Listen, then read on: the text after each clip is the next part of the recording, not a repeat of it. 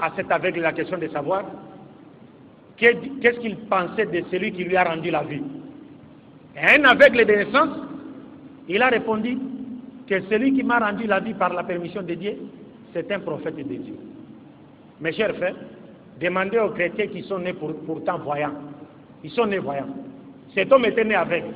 Jésus lui a rendu la vie par la permission de Dieu. On lui pose la question devant Jésus. Qui est Jésus? Il répond, c'est un prophète de Dieu. Demandez aux chrétiens nigériens ici qui sont nés voyants. Qui est Jésus? Ils vous diront, il est Dieu. Alors, entre eux et cet aveugle de naissance, qui est véritablement aveugle? Vous comprenez? Donc, les chrétiens n'ont pas l'Esprit Saint et nous n'avons pas nécessairement besoin de l'Esprit Saint pour comprendre la Bible. Nous, surtout les musulmans, nous comprenons la Bible plus que les chrétiens. Pourquoi? Parce que nous avons Al-Furqan, le Coran qui nous permet de lire la Bible et de faire la différence entre la vérité et le mensonge, le bien et le mal. C'est notre Kami, Al-Furqan. C'est ça notre Kami. Allahu Akbar. Il y a une question hier à laquelle je sais que on va lui permettre de le faire. Voici une première question à moi-même. À une demande qui, chaque fois que je discute avec les chrétiens, ils accusent le prophète Mohammed de mettre sanguinaire. Qu'est-ce qu'il faut leur répondre? Alors, il faut le comprendre. S'il le dit, peut-être il a entendu quelque part. Naturellement, il ne l'a jamais lu dans le Coran et moins encore dans la Sunna. C'est pourquoi moi je dis que quand j'étais en Égypte avec mes professeurs en religion comparée, je suivais les enseignements de ce prêtre chrétien qu'on appelle Zakaria Boutros, qui a fait beaucoup de livres contre l'islam. J'ai donné un exemple hier, quand il dit aux musulmans, pourquoi vous nous demandez de devenir musulmans? Lorsque votre Dieu Allah a dit à Muhammad, paix sur lui, فَإِن كُنْتَ فِي شَكٍّ مِّمَّا أَنزَلْنَا إِلَيْكَ فَاسْأَلِ الَّذِينَ يَقْرَؤُونَ الْكِتَابَ مِنْ قَبْلِكَ. Ô Muhammad, si tu es dans le doute dans ce que nous t'avons révélé, demande à ceux qui lisent les livres avant toi, donc à Yahoud ou à Nasara. Donc on demande à votre prophète, s'il a des doutes, s'il veut dissiper ses doutes, qu'il aille se renseigner auprès des juifs et des chrétiens. Et vous nous demandez à nous de devenir des musulmans? Voilà des shubhat. Alors quand j'ai entendu cela, j'ai dit à mes professeurs, ils ont répondu à cela, mais j'ai apporté ma petite contribution. J'ai dit, mais ça c'est l'ignorance. Parce que d'abord les prophètes eux-mêmes ont répondu, la ashuk wa la as'al. Je n'ai pas de doute et je ne demande pas. Et si Dieu savait que les prophètes ne doutaient pas, et donc il ne pouvait pas demander, pourquoi lui a-t-il dit cela? Parce qu'il dit, fa'in kunta, charte. Pourquoi? J'ai trouvé que les chrétiens n'ont pas simplement compris le style coranique. Et pour réfuter cette shubha, j'ai utilisé un verset dans la sourate Zukhruf pour lui montrer qu'est-ce que Dieu voulait dire aux prophètes. Les prophètes ne doutaient pas. Depuis le commencement de la révélation, il a dit, même si on mettait le soleil sur ma main droite, la lune sur ma main gauche, je n'abandonnerai jamais. Quoi? Ma mission? Pas du tout. Même si on me donnait toutes les richesses du monde. Déjà, dès le commencement de sa mission, il ne doutait pas. Comment allait-il douter maintenant? Alors j'ai dit, non, ce sont des ignorants. Et pour les prendre facilement dans notre piège, j'ai cité un verset dans la sourate Zukhruf, verset 45. Le verset dit, وَاسْأَلْ مَنْ أَرْسَلْنَا مِنْ قَبْلِكَ مِنْ رُسُلِنَا أَجَعَلَ لِلرَّحْمَنِ آلِهَةً يُعْبَدُونَ. Regardez ça.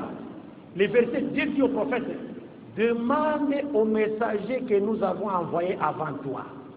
Avons-nous ordonné aux êtres humains d'adorer un autre Dieu qui est le miséricordieux? Dieu demande aux prophètes de demander aux messagers, pourtant ils ne sont plus là. Ils sont déjà morts. Comment allait-il demander aux messagers alors ils ne sont plus là? Que veut dire ce style du Coran? Où est-ce que le prophète allait trouver ces messagers? C'était déjà morts. Mais dans le style du Coran, comme cela est expliqué dans un petit tafsir pas par mépris, non, ça ce sont des notes. Même dans Jalalayn, qui a expliqué, très bien expliqué ces versets plus tôt, il a dit, c'est un style du Coran, quand Dieu s'adresse au prophète en ces termes, en lui citant les prophètes qu'il avait envoyés avant lui, c'est pour dire que si on vous cite en témoignage les prophètes qui ont été envoyés avant vous, c'est-à-dire ce que nous t'avons révélé est vrai. C'est comme si je suis avec les frères Ibrahim, n'est-ce pas? Donc il est connu dans la communauté nigérienne comme une référence de confiance, de sincérité, d'honnêteté. Maintenant, le frère Mustafa m'a remis quelque chose pour que je la donne à une personne. Et j'ai donné cette chose à la personne. Mais une fois de retour, il me demande est-ce que tu l'as donné? Tu lui as donné ça? J'ai dit oui, je lui ai donné. Demande au frère Ibrahim. Alors, lui, il sait qu'Ibrahim, c'est quelqu'un, lorsqu'il est cité, il n'y a pas de doute. Donc, c'est la vérité. Vous voyez? Et après cela, j'ai réfuté avec un verset de la Bible. Dieu dit à Nabi Ibrahim dans la Bible, il lui demande d'immoler son fils. Mais quand Nabi Ibrahim avance sa main pour vouloir immoler l'enfant, qu'est-ce que Dieu lui dit dans la Bible? Il lui dit, oh Abraham, n'avance plus ta main sur l'enfant, car je sais maintenant que tu as foi en moi. Mes chers frères, Dieu dit, n'avance plus ta main sur l'enfant, car je sais maintenant que tu as foi en moi. Est-ce qu'avant cela, Dieu ne savait pas? Alors pourquoi a-t-il dit je sais maintenant, comme s'il ignorait qu'Abraham, par la grandeur de sa foi, était prêt à lui offrir qui que ce soit en sacrifice? Mais Dieu le savait, mais il lui a demandé de le faire. C'est une leçon pour nous, pour montrer que faire verser le sang humain en sacrifice pour Dieu est un acte que font les païens et que les croyants qui se réclament d'Abraham ne doivent en aucune manière imiter. Est-ce que vous comprenez? Donc, maintenant, la dernière question, bien qu'on a promis en tout cas de répondre, c'était est-ce qu'un musulman peut marier une chrétienne dans le but de la ramener à l'islam? Voilà la question, la seule question qu'on a retenue hier, et par rapport à quelques conférences, je voudrais ne pas vous répondre, le contenu du contexte, on a dit au contenu du contexte. Je remercie le frère pour la question. Mais avant de répondre à cette question, j'ai oublié une partie relativement à la question précédente. Pour dire que l'islam n'est pas une religion de violence. Vous savez comme moi que le prophète a vécu à la Mecque, il a fait 13 ans. C'est 13 ans à la Mecque. Mais il n'a jamais levé sa main pour frapper qui que ce soit. L'ordre de se défendre a été donné à Médine, qu'on trouve clairement dans la sourate al-Hajj. Pour la première fois, Allah a donné l'ordre à Cheikh Khalid al-Munkar.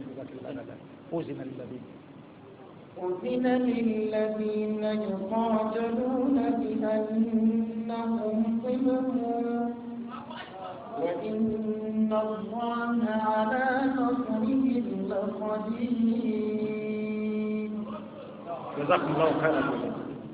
C'est à Médine que l'ordre a été donné pour la première fois aux musulmans de se défendre. L'islam ne s'est jamais propagé par l'épée. L'épée que l'islam a utilisée et continue à utiliser jusqu'à ce jour, c'est l'épée de la vérité. Un point intéressant. Alors, moi, quand je débat avec les pasteurs, je cite des versets dans l'Ancien Testament. Lorsque vous lisez dans Nombre chapitre 31, Nombre 27, vous verrez qu'il est dit que Dieu avait demandé à Moïse d'ordonner aux enfants d'Israël d'exterminer au moins 7 ou 9 nations autour des enfants d'Israël. Et ces nations ont été toutes exterminées. Quand je cite ces passages